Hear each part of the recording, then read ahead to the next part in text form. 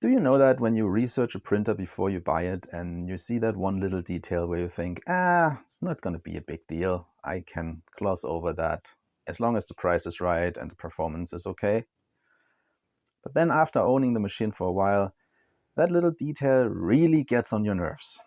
It's really, every time you look at it, it's like, why is it that way? And it really gets your blood boiling. So, in good German tradition, I gathered my troops and marched eastward. But then I remembered I'm actually in Canada, tanks make shitty boats to cross the Atlantic, and attacking a neighboring country never turned out well for Germans. Yeah, we have a pretty shitty track record with that. So, I attacked my printer instead. Yeah, for this planned mod to succeed, first I had to establish a somewhat flat surface in a pocket to fit the power switch.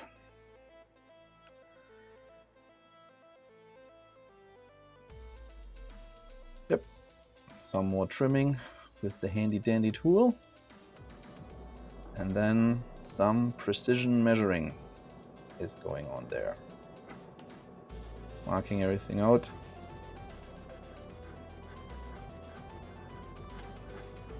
Yep. Double checking my measurements, obviously, because there's only one cut I can make. Precision marking. And you see that? Best technique ever with the standardized precision thumb. Now, cutting the hole for the switch. Those vibrating saws are really, really handy. This is definitely the right tool for the job in order to clean out that mess. And does it fit? There we go.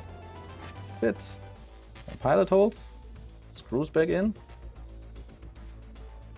And we have the switch on the other side. Now, some very professional wiring. Well, the right way to do it would be probably soldering, but I decided to use these spade connectors so that the whole thing is reversible if I have to. And I also couldn't find any shrink tubing, like heat shrink. So I had to revert to electrical tape. Not my preferred way of doing it, but that's what I had to do. Zip tied it to that little 3D printed post under the power supply. Terminate the other end. And as I said, I have no shrink tubing for the terminated ends, but I didn't want to leave them bare. So no, had to trim the aluminum. Otherwise it would pinch the newly routed wire. Some test fitting. Trimming the edges off with some electrical tape, just in case. And we will have a printer again. It's not the nicest job I've ever done, but when it's in position, it doesn't look too bad. Yeah, that was that. It really annoyed me that that power cord came out on the left side and the rest of the I/O is on the right side. Specifically in my case, my power outlet is on the right hand side of the printer and my computer is on the left hand side of the printer. However, I don't understand why you design it that way. Why don't you put both things on the same side?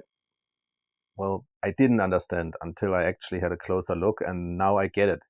They save about a foot of wiring times so many units. That saves you quite a chunk of money. But I also think with a little bit more intelligent placement of the power supply unit, you could have gotten short wiring and all the I/O on one side of the printer. But yeah, that's just me. This suits my needs better, and this is a way of doing it. But if you attempt something like that and you work on electronics or main power and something like that, follow the guidelines of the region you are in, and don't burn your house down. Yeah, next step here will be finally starting to print the enclosure. If I ever get enough filament delivered, which reminds me, don't order filament on AliExpress. Who would have guessed, eh? Other than that, see you next time.